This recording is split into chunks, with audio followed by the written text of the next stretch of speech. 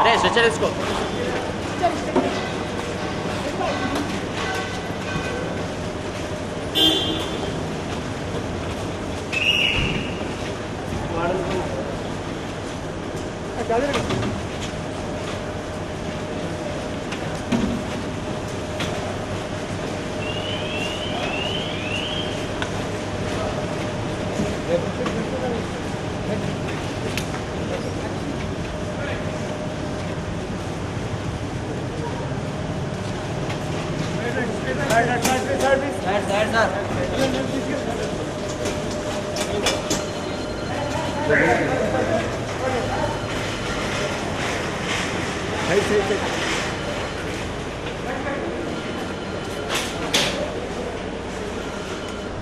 కనీసం సైరన్ వేస్తున్నా సరే ఎవరు ట్రాఫిక్ జామ్ క్లియర్ చేయట్లేదు, ఎవరు అంబులెన్స్కి సైడ్ కూడా ఇవ్వకుండా చాలా ర్యాష్గా డ్రైవింగ్ చేసుకుంటూ వెళ్తున్నారు. తర్వాత హాస్పిటల్కి వచ్చాము.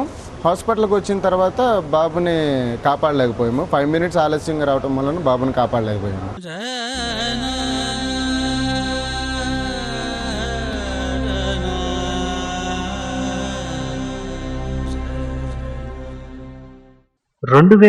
నాటికి హైదరాబాద్లో జనాభాతో పాటు ఈ ట్రాఫిక్ కూడా రెండింతలు పెరుగుతుంది.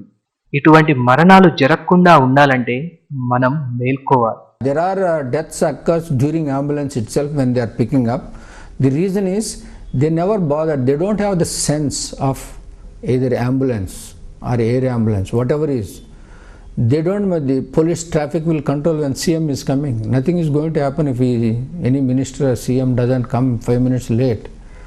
But all these things should teach when they're providing a driving license. These are all the questions they ask. What is the significance of a siren? What is the significance when you see an ambulance? What you should do when the ambulance comes?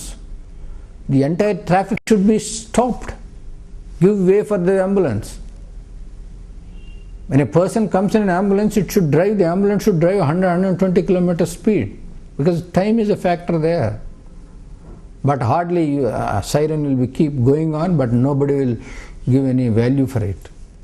So all these things will come when you are taking a driving license. నార్మల్గా మేము ఎప్పుడైనా procession public మీటింగ్కి permission ఇచ్చినప్పుడు మేము traffic ఎట్లా మేము plan చేస్తున్నాము, ఎక్కడ పార్కింగ్ ఇస్తున్నాము, ఎట్లా డైవర్షన్ చేస్తున్నాము, అవి అన్నీ ఒక్కరోజు ముందే మేము మీడియా ద్వారా, ఎలక్ట్రానిక్ మీడియా, ప్రింట్ మీడియా ద్వారా, FM రేడియో ద్వారా మేము వాళ్ళకి కమ్యూనికేట్ చేస్తున్నాం. ప్రతిరోజు అది మన ప్రింట్ మీడియాలో వస్తుంది, ఎలక్ట్రానిక్ మీడియాకి కూడా ఇస్తున్నాము. అదేవిధంగా FM మీడియాకి కూడా మేము చెప్తున్నాము. వాళ్ళు కూడా అప్పుడు జరిగినప్పుడు ఈ ఫలానా ఏరియాలో ఇప్పుడు ట్రాఫిక్లో ప్రాబ్లమ్స్ ఉన్నాయి అని వాళ్ళు కూడా అనౌన్స్ చేస్తూనే ఉన్నారు. అదేవిధంగా ఇప్పుడు కొత్త బోర్డు పెట్టినారు, ఎలక్ట్రానిక్ బోర్డ్స్ పెట్టినారు ట్రాఫిక్ పోలీస్.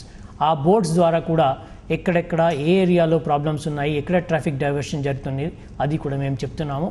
కొంచెం పబ్లిక్ దీని మీద అవగాహన పెట్టి కొంచెం ముందు జాగ్రత్తతో తీసుకొని, ఎందుకంటే అందరికీ తెలుసు పెద్ద పబ్లిక్ మీటింగు, పెద్ద ప్రాబ్లం ఎక్కడ ఏ రోజు వస్తున్నది, అది ఆ రోజు వాళ్ళు కొంచెం అటెన్షన్ పే చేస్తే వాళ్ళకి చాలా టైం సేవ్ అవుతుంది, చాలా ప్రాబ్లమ్స్ కూడా తగ్గిపోతాయి.